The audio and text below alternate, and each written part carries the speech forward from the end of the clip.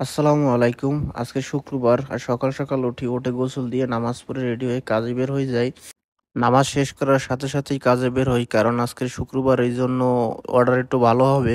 তো আলহামদুলিল্লাহ, আল্লাহর রহমতে কাজে বের হওয়ার সাথে সাথেই প্রথম অর্ডার চলে আসে। আর অর্ডার এতটাই ভালো ছিল যে বসার মতো সময় পাই নাই। তো একটার পর একটা অর্ডার আসতেছিল। আর কাজ যখন ভালো হয় তখন কাজ করতেও কিন্তু মজা লাগে, এই জন্য মনে করেন যে সারাক্ষণ শুধু কাজই করতেছিলাম। আর মনে করেন যে ভালো লাগতেছিল কাজ করতে কাজ করতে করতে প্রায় রাত্রির 2টা বাজে।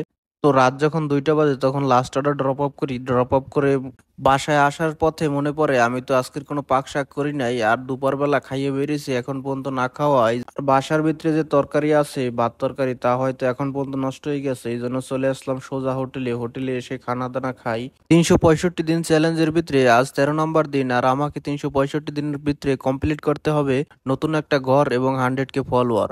নতুন ঘর ডোবার জন্য কাজ আর কষ্ট দুটোটাই করব, কিন্তু ফলোয়ারের বিষয়টা বলতে পারি না। আমি আমার 100% দেওয়ার চেষ্টা করব, ওর বাকি উপরওয়ালার হাতে। তো আল্লাহ তাআলা চাইলে সবকিছুই সম্ভব। আমার জন্য দোয়া করবেন। আসসালামু আলাইকুম।